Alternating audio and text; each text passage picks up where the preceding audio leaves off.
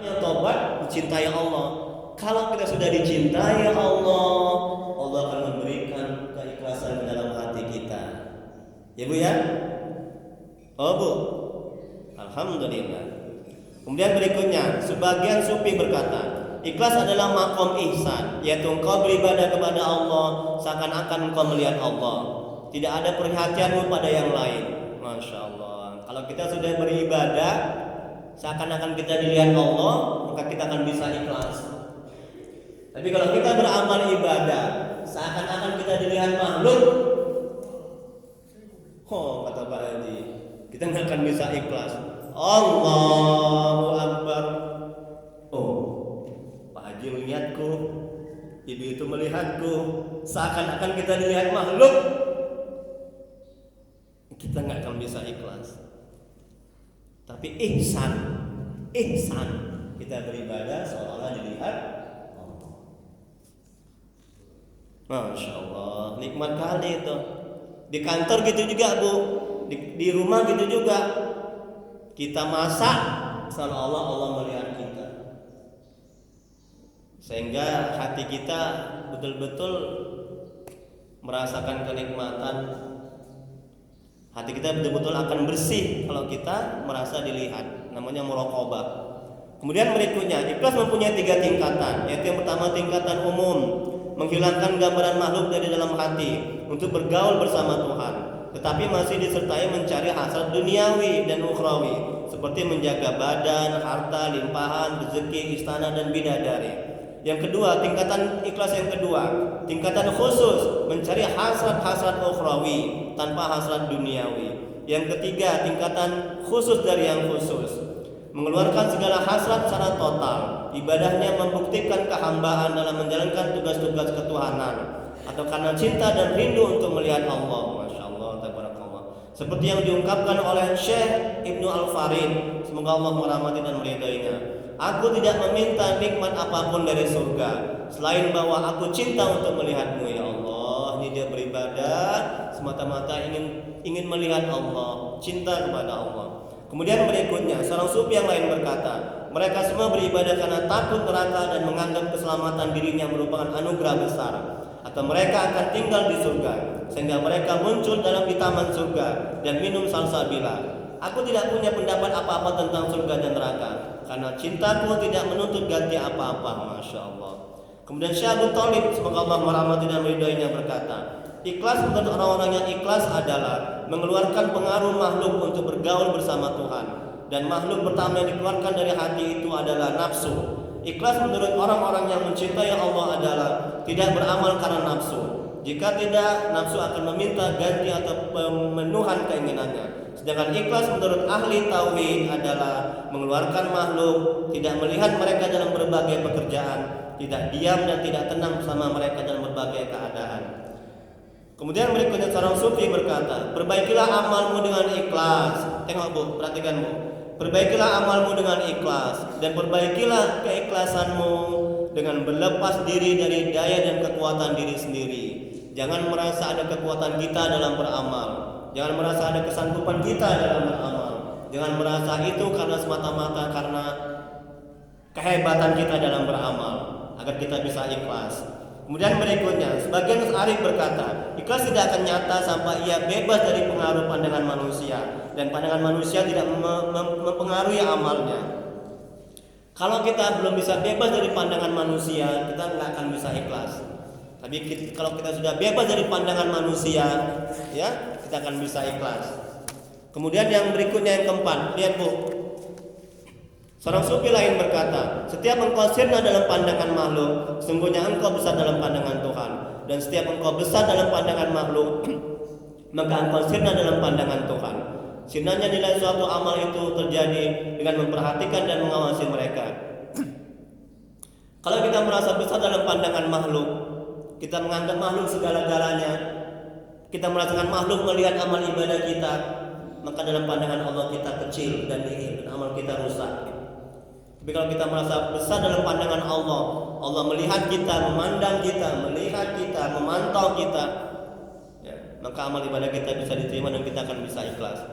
Seorang arif berkata, selama seorang hamba memperhatikan manusia dan memuliakannya, maka ikhlasnya tidak tercapai selama-lamanya. Seorang arif berkata, muraqabah kepada Allah tidak akan bersatu dengan muraqabah kepada makhluk. Karena mustahil mata hatimu bisa melihat Allah, melihat dalam tanda kutip, sedangkan engkau melihat selain Allah.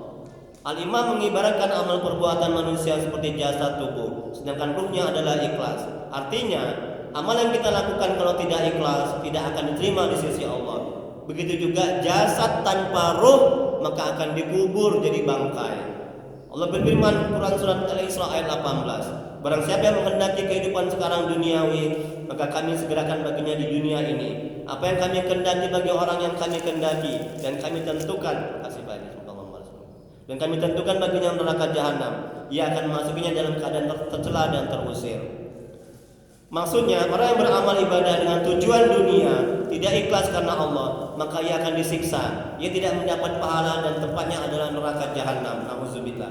Rasulullah SAW bersabda, sungguhnya seorang hamba beramal kebaikan, maka naiklah malaikat membawa buku-buku amal tersebut, kemudian diserahkan kepada Allah. Maka Allah berfirman, lemparkan catatan amal ini, bahwa dia tidak dikehendaki dengan yang ada pada catatan itu akan zatku. Karena enggak ikhlas, dilemparkan amal ibadah kita ke muka kita, Bu. Kemudian Rasulullah SAW bersabda, pada akhir zaman, jadilah umatku itu 3 kelompok dalam ibadah. Pertama ikhlas, kedua riya, mengharapkan suatu dari makhluk, baik itu materi atau pujian.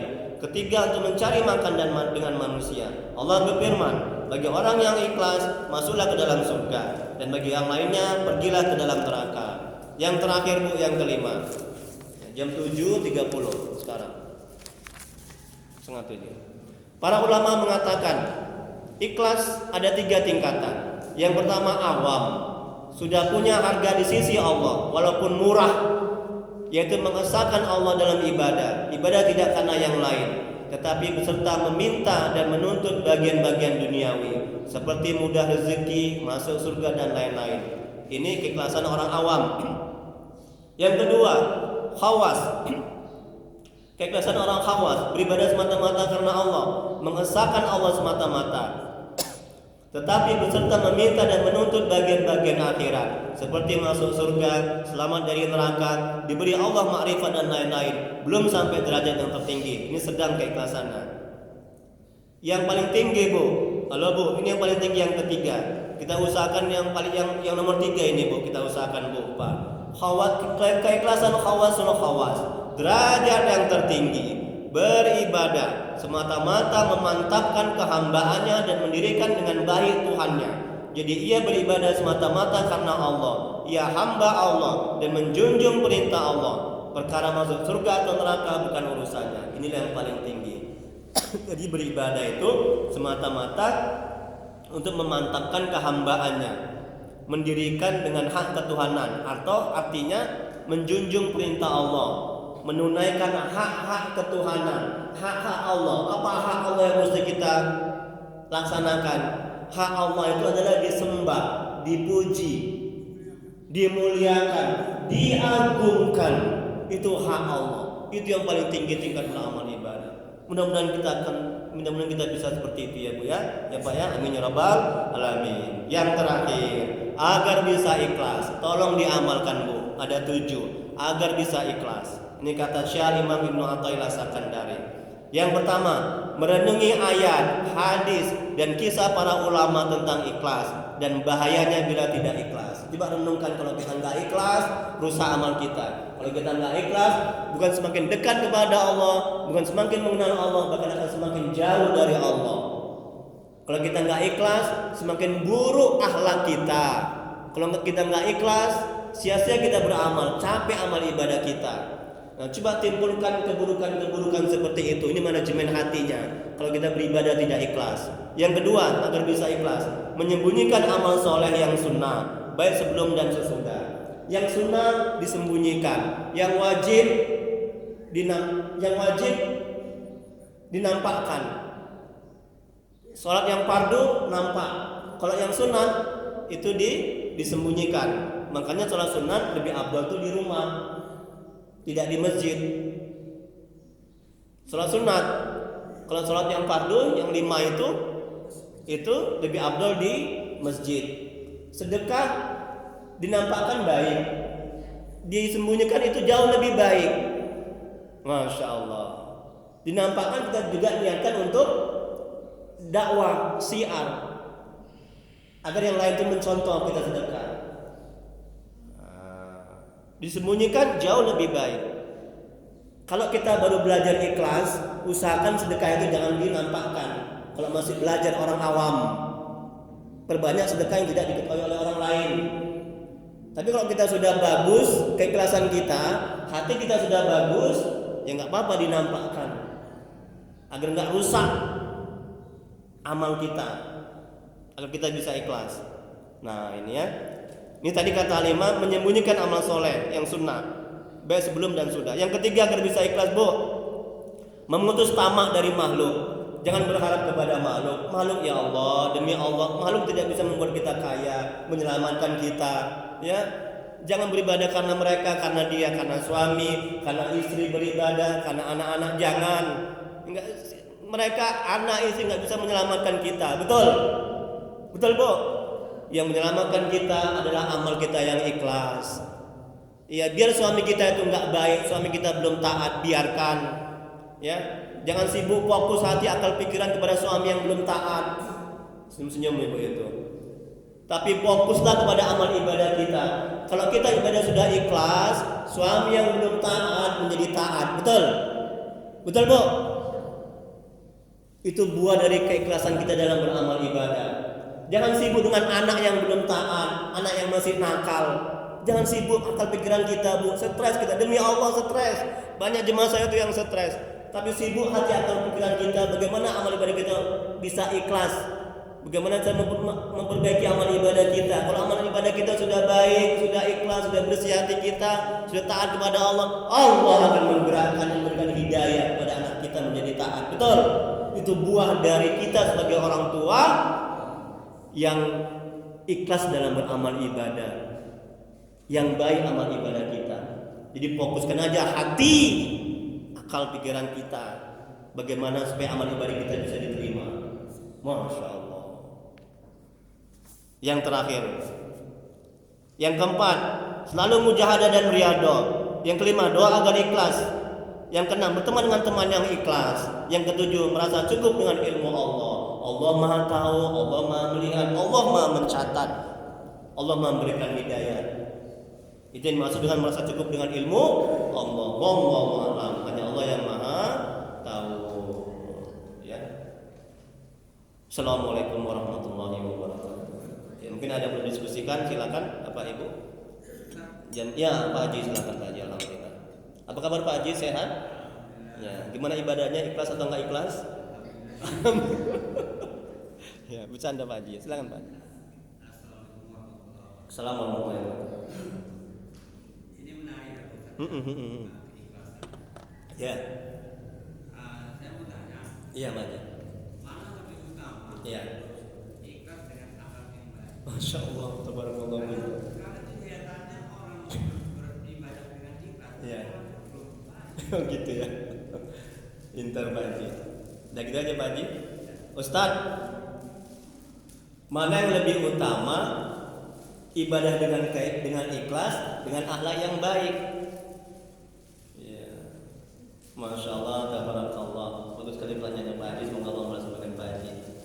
Kalau orang beribadah sudah ikhlas, itu sudah pasti akhlaknya bagus. Buah dari ibadah ikhlas itu berdampak kepada akhlak tingkah laku sehari-hari. Dan banyak lagi dampak-dampak positif kalau kita beribadah dengan ikhlas. Makanya ikhlas ini kata Nabi rahasia Allah. Malaikat nggak bisa mencatat, syaitan nggak bisa merusak. Betul kan? Di samping tingginya tingkatan ikhlas. Dan ikhlas nggak bisa ujuk-ujuk ya. Langsung bisa ikhlas itu nggak bisa. Jadi mesti mujahadah, berjuang secara keras, mesti riyadhah latihan. Bagaimana latihannya? Ya itulah tadi diantaranya kalau sholat yang sunat itu jangan diketahui orang. Misalnya tahajud, salat sunat qobliyah, ba'diyah, salat sunat duha. Wah, aku mau salat sunat duha di masjid. Nanti kan banyak orang lihat. Itu usahakan di rumah yang sunat. Kalau kita sedekah juga begitu. Kalau kita masih belum begitu ikhlas, sedekahnya diam-diam, jangan banyak diketahui orang. Nah, itu cara riyadhahnya, cara latihannya. Allah kan lihat, ini hambaku ini sungguh-sungguh dia untuk supaya ikhlas. Aku berikanlah keikhlasan ke dalam hatinya. Kemudian hatinya dibersihkan, banyak istighfar, banyak zikir. Jadi sepanjang hati kita belum bersih, Allah nggak akan berikan. Nah, begitu Pak Haji. Insya Allah. Saya nggak bisa memastikan karena saya bukan Tuhan. Jadi kalau orang sudah ikhlas itu pasti baik akhlaknya. Orang yang baik akhlaknya sama manusia belum tentu ikhlas, betul? Bapak ini kok baik kali ya, tapi dia nggak sholat. Ada nggak Bu? Ada kan? Ada. Ya, ada orang begitu. Dia sama manusia itu baik. Kalau ada gotong royong, ya, membersihkan paret, dia ikut membantu orang. Nah, tapi dia nggak sholat. Ada orang seperti itu. Ada juga orang yang sholat tapi nggak baik sama manusia. Ada. Inilah dunia ini. Ya, ada seperti itu. Nah, tapi kalau orang yang sudah ikhlas, itu pasti itu akhlaknya baik. Karena dampak dari ikhlasan itu adalah berdampak kepada akhlak, tutur kata, sopan santun, tata krama. Nah, makanya dasar buah ikhlas ini. Makanya sulit ikhlas ini. Dan mudah kalau kita punya kemauan dan keinginan. Nggak ada yang sulit bagi Allah, betul? Makanya kan barang siapa yang bersungguh-sungguh, firman Allah kalau nggak salah, barang siapa yang bersungguh-sungguh ke jalanku, kata Allah, barang siapa yang ingin ikhlas, bersungguh-sungguh, Allah akan bantu, aku akan tolong. Sekarang masalahnya kita sungguh-sungguh nggak untuk bisa ikhlas, itu dia masalah. Wallahu a'lam bishawab, hanya Allah yang mengetahui jawabannya. Ada lagi Bu? Ya, masya Allah, tabarakallah. Ibu apa kabar Bu? Sehat? Ya, udah bisa ikhlas atau belum? Alhamdulillah sudah. Senang kali saya. Alhamdulillah. Silakan Bu. Waalaikumsalam warahmatullahi wabarakatuh. Iya, iya Bu. Kayak mana Bu? Sedekah, sedekah subuh,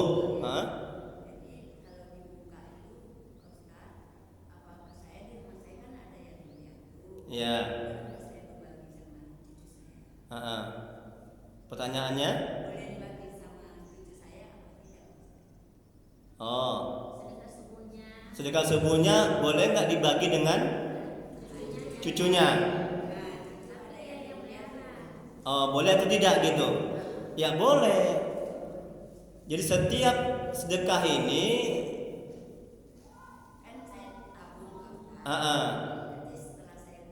ya, iya. Jadi ibu menabung uang, kemudian uangnya itu ibu sedekahkan sama cucu, berbagi sama cucu. Bolehkah itu? Boleh. Tapi harus niatkan sedekah. Rasulullah SAW bersabda, innamal a'malu binniyat. Segala sesuatu itu bergantung kepada niatnya, dan seseorang itu dibalas sesuai dengan apa yang dia niatkan. Kalau ibu hanya membagi-bagi begitu aja, ibu nggak dapat pahala, meskipun sama cucu. Nah, jadi niatkan, ya Allah, aku memberikan uang ini niatkan untuk sedekah. Karena Engkau ya Allah dan mengharap ridho-Mu, itulah dia ikhlas. Tapi kalau ibu sedekah supaya dicintai cucu, ibu nggak ikhlas. Supaya dicintai cucu, supaya disukai, supaya ibu diurus sama cucu, ibu nggak dapat pahala. Kan ada orang begitu kan, dia kasih uang sama cucunya supaya cucunya cinta, suka, diurus. Ibu nggak dapat pahala. Nah, jadi segala sesuatu itu mesti niatkan sedekah. Kalau sama anak udah kewajiban, ya kan? Kita sama anak memberi makan, suami dan istri kan sudah kewajiban, dan juga terhitung sedekah, terhitung pahala. Makanya setiap suatu kebaikan yang kita berikan, atau itu uang, tenaga, ilmu, itu terhitung pahala, terhitung sedekah kalau kita niatkan sedekah. Suami ngasih uang belanja nggak dapat pahala. Kalau apa? Kalau niatnya supaya dicintai istri. Kalau ada gitu kan, supaya istri nggak main serong, supaya istri nggak menikah lagi. Tapi kalau misalnya suami ngasih uang belanja, diniatkan karena Allah, mengharap ridha Allah, dan menjalankan kewajiban sebagai suami, maka dia mendapat pahala sedekah. Berhubungan badan juga kan sedekah, dapat pahala suami istri. Ya kan Bu? Wah, Ibu kok melotot matanya. Ya. Orang na'udzubillah, orang berzina aja dapat dosa. Betul? Masa yang halal berhubungan badan jima dalam sama istri nggak dapat pahala? Ya mustahil. Makanya niatkan itu sebagai ibadah dan menjadi sedekah dan dapat pahala. Gitu ya Bu ya. Nah, tapi jangan lupa lah Bu, sisihkan ke masjid Bu. Masa cucu aja. Iya kan? Ya Bu ya. Nah, kalau ada yang lebih ke masjid juga. Ada lagi? Pintar ibu-ibunya. Ada? Iya, alhamdulillah Pak Haji, silakan. Ini ada poin Yang keempat, halaman berapa Pak Haji? Enggak, tunggu Pak Haji. Apa halaman berapa? Halaman 5, yang keempat. Ya, agar kita bisa ikhlas. Ya, tengok Bu semua Bu. Halaman 5.4. Agar bisa ikhlas tuh. selalu mujahadah dan riyadhah. Pintar. Selalu mujahadah. Mujahadah itu berjuang keras, sungguh-sungguh untuk bisa ikhlas. Riyadhah itu latihan. Nah, latihan yang tadi diantaranya agar bisa ikhlas. Kalau yang sunat-sunat itu usahakan jangan diketahui orang. Oke, silakan Pak Haji. Jadi ini saya mau tanya beberapa sufi ataupun amalan-amalan yang Ya.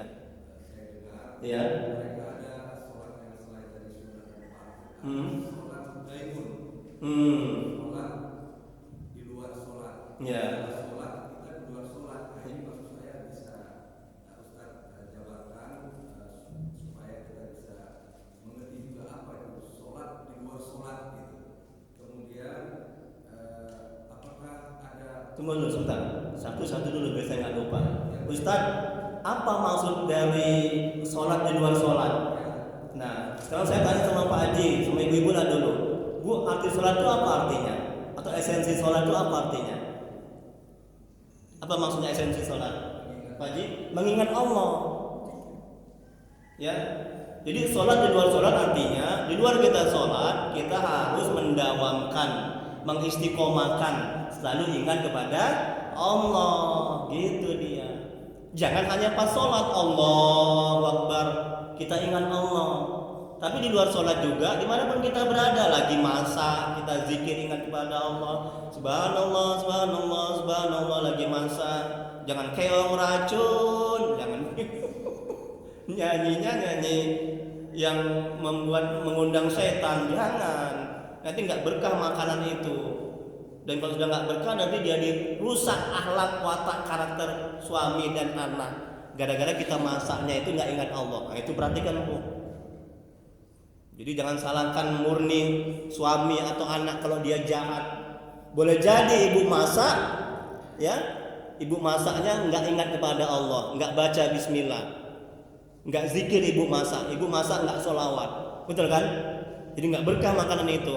Rasulullah SAW bersabda, suatu kegiatan amal ibadah atau aktivitas yang tidak didahului oleh basmalah, kata Nabi kan, maka tidak ada keberkahan dalam makanan itu. Artinya apa arti keberkahan? Kebaikan. Berkah itu artinya bertambah. Nah, jadi itu maksudnya tadi Pak Haji, ya. Maksud dari sholat di luar sholat adalah harus hati istiqomah, didawamkan, terus berkelanjutan, ingat kepada Allah. Yang kedua Pak Haji, ya, ada ibadah daripada yang kita sebut sufi atau apa namanya sholat daimun. nah, Jadi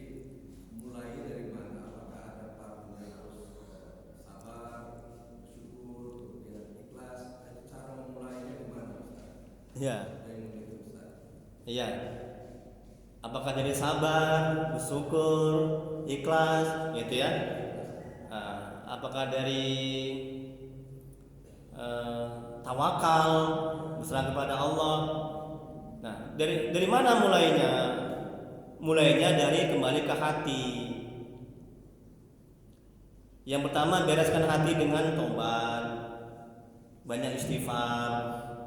Yang kedua, banyak zikir. Udah dua aja itu dulu. Kalau ini dua sudah dijalankan, udah, nanti akan timbul hati ini, gerak-gerik hati. Hikmah yang ke-9, ketika muncul dalam gerak-gerik hati, rasakan kenikmatan, kelezatan, maka hati akan kontak ke mulut, ke lisan, maka lisan mengucapkan alhamdulillah. Ketika dalam gerak hati merasa banyak dosa, ya, kemudian hati merasakan malu kepada Allah, maka terucap dalam lisan astagfirullah. Ketika muncul dalam gerak-gerik hati merasakan kebesaran Allah, kekuasaan Allah, kemudian hati kontak ke lisan, ke mulut, maka lisan mulut mengucapkan la ilaha illallah. Nah, semuanya bermuara pada hati. Ketika mendapat musibah, kemudian hati, gerak-gerik hati, ya, muncul dari Allah ke hati, kemudian gerak-gerik hati merasakan musibah itu, kemudian hati akan bisa merasakan bersabar. Ketika ada suatu masalah, kemudian muncul dalam gerak-gerik hati, nah, hati mengatakan pada akal pikiran, kontak akal pikiran, maka hati bertawakal, berserah kepada Allah. Begitu, semuanya bermuara kepada hati. Kembali ke hati juga, sabar, syukur, tawakal, itu semua dari gerak-gerik hati. Kaji kita yang hikmah ke-9, Al-Imam mengatakan berbagai jenis amal ibadah. Sabar kan amal ibadah, betul? Itu pekerjaan, itu amal hati. Itu yang lebih berat dan pahalanya lebih besar. Tawakal itu kan amal itu kan amal hati kan, berserah kepada Allah. Ikhlas kan amal hati kan. Nah, memurnikan, tidak ada yang lain yang disembah kecuali Allah. Benar-benar semata-mata karena Allah, mengharap ridha Allah, menjunjung perintah Allah.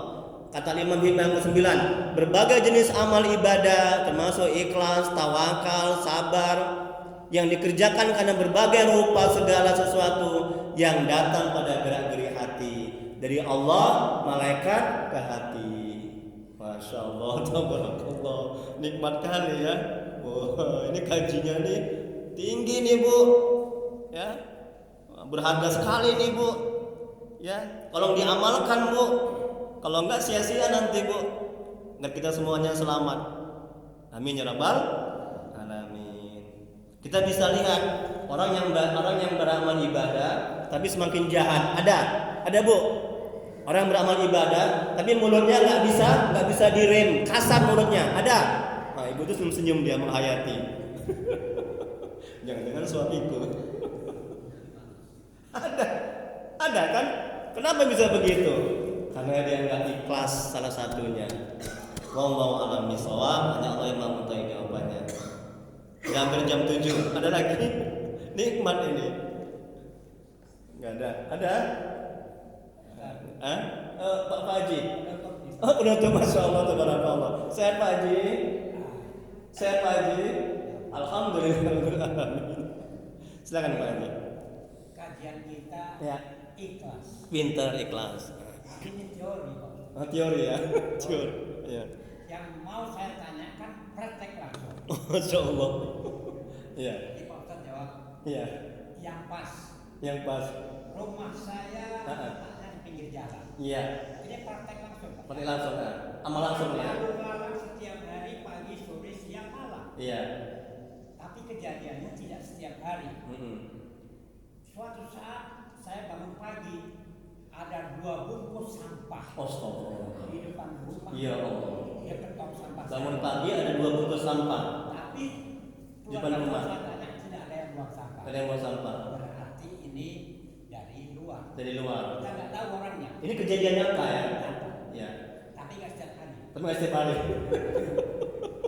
Menarik nih. Kemudian ada lagi. Iya. Dan sampahnya lebih parah. Allah Akbar. Maaf ya. Iya. Sudah bau. Astagfirullahaladzim. Apakah saya bisa ikhlas? Ini pertanyaan Pak Ustaz. Ini yang real ini Bu. Yang begini-begini ya. Yang mesti kita ini kan. Apakah saya bisa ikhlas? Iya. menerima ini? Pinter kali. Kalau sabar saya bisa. Oh gitu ya. Tapi mungkin saya marah-marah. Pinter. Kalau orang banyak. Heeh. Di hati ikhlas. Belum bisa ya. Masya Allah. Terus solusinya apa Pak? Solusinya apa? Masya Allah. Masya Allah, tabarakallah. Saya yakin pasti hal ini tidak hanya Pak Haji Tukijo yang mengalami. Betul Bu? Betul kan Bu? Setiap kita pasti mengalami itu. Ya, enak aja buang sampah di depan rumah kita. Ya kan? Tengok. Apa enggak menggerutu kita? Apa enggak menggeremeng? Ada yang juga menyumpahi supaya masuk neraka kawan yang lupa. Kan ada begitu sumpah serapah. Betul kan? Nah, jadi macam mana Ustaz agar bisa ikhlas? Yaitu rela, ridho. Nah, ingat ikhlas dalam kajian tasawuf itu artinya rela dan ridho. Ikhlas dalam kajian tauhid artinya memurnikan. Macam mana agar bisa ikhlas? Rela, ridho, nerima kezoliman. Kan zolim itu kan haram hukumnya itu. Kezoliman orang kepada kita, membuang sampah seenak udelnya, itulah ya, saking geremnya itu ya. Mau jadi pukul nih kalau nggak ikhlas. Bagaimana agar bisa ikhlas? Nah, masya Allah, Bu, tolong diamalkan Bu, sama-sama Bu. Ini menarik sekali nih. Ya, ini sebenarnya kajiannya ini hikmah yang di tengah ini. Ya, hikmah yang sudah agak jauh, tapi nggak apa-apa, kita lompat. Nah, ini kan juga gara-gara Pak Haji Tukijo. Makasih Pak Haji ya. Ini sebenarnya pelajaran yang mesti panjang. Kalau salah hikmah yang ke-60 atau 70. Ini kita baru hikmah yang ke-10 ya. Bu, saya tanya sama Ibu. Ini agar bisa ikhlas, tolong amalkan untuk kita semua. Ini bagus pertanyaannya ya. Semoga Allah membalas kebaikan Pak Haji Tukijo. Amin ya rabbal alamin. Saya tanya sama Ibu supaya lebih mengena ke hati, ke akal pikiran dan bisa diamalkan. Orang buang sampah ke depan rumah Pak Haji Tukijo itu kehendak siapa pada hakikatnya? Bu, jawab Bu.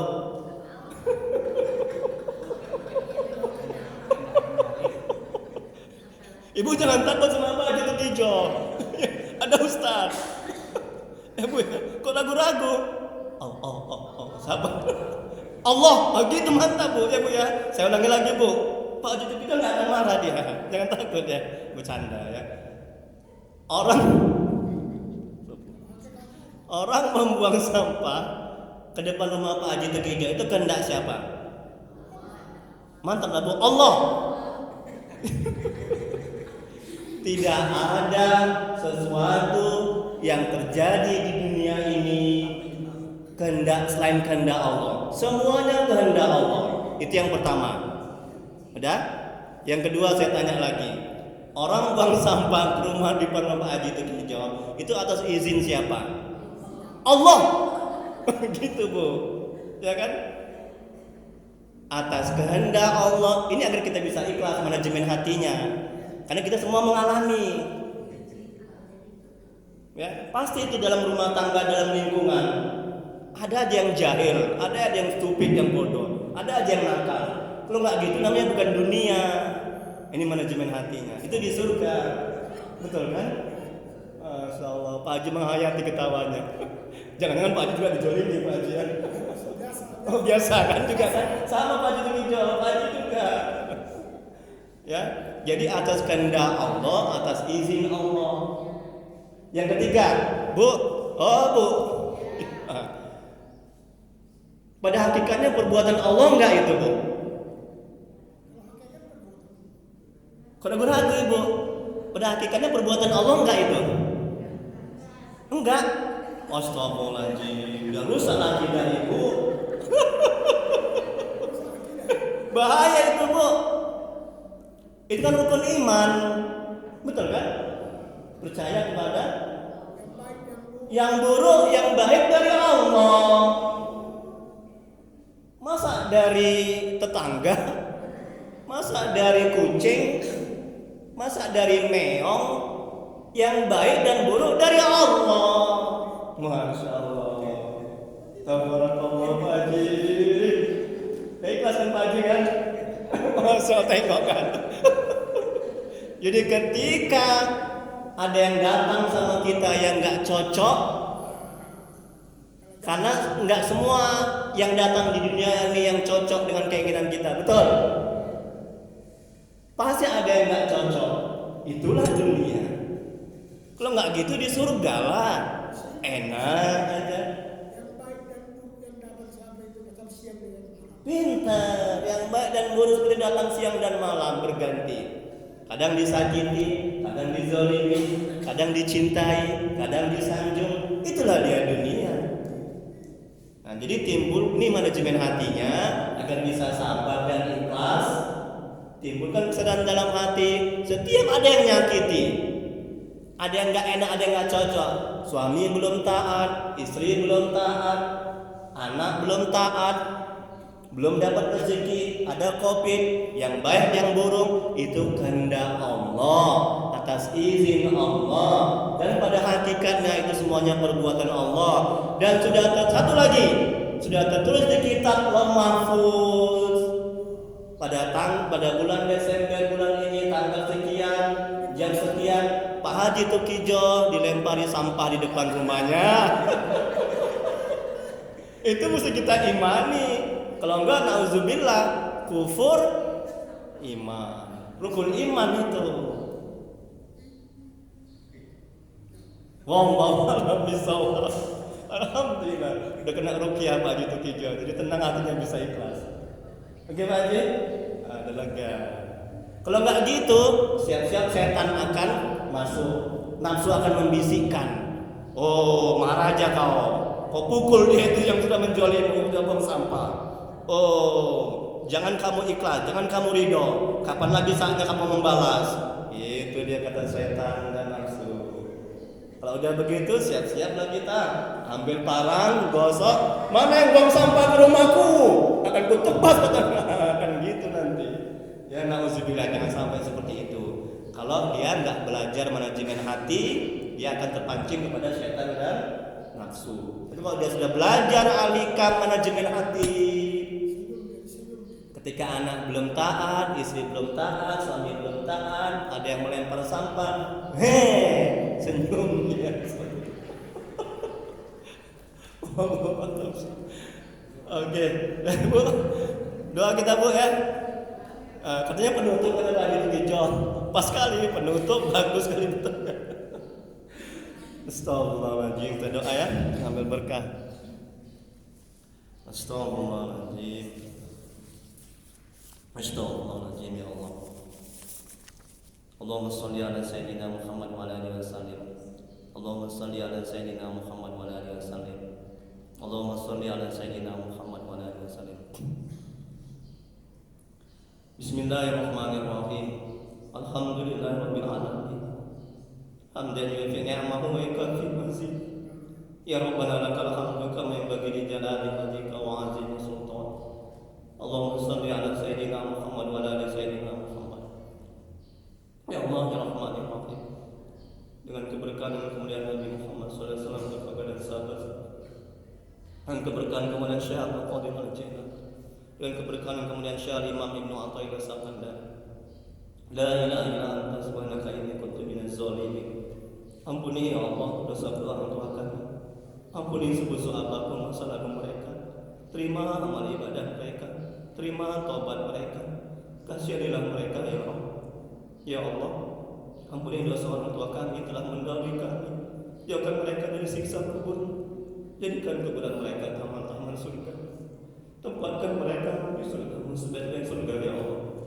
Ya Allah, tolong ya Allah, mohon ya Allah, ampuni dosa dan maksiat kami ya Allah.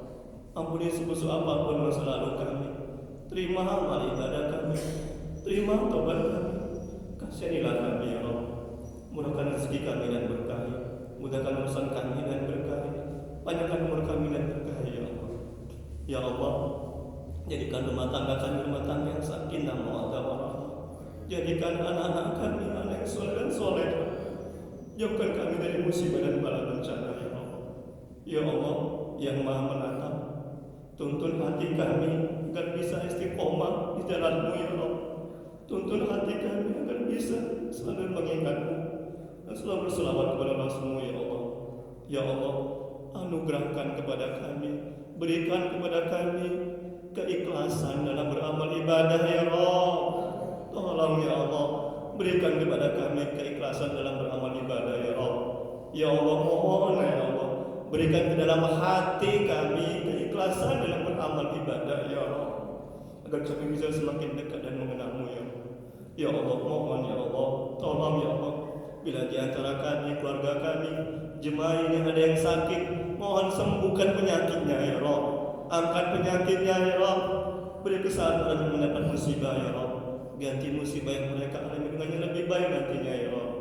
Ya Allah, tolong ya Allah, mohon ya Allah, tolong ya Allah, berkahi jemaah ini, ya Allah, berkahi rumah kami, ya Allah. Rabbana atina fid dunya hasanah wa fil akhirati hasanah wa qina azabannar. Wa sallallahu ala sayyidina Muhammad. Subhana rabbika rabbil izzati amma yasifun. Wa salamun ala mursalin. Walhamdulillahi rabbil alamin. Allahumma shalli ala sayyidina Muhammad. Taqabbalallahu minkum. Assalamualaikum warahmatullahi wabarakatuh. Ya, bagi yang belum dapat hikmah yang ke-9, ini bisa dia dapat Bu di depan ini ya.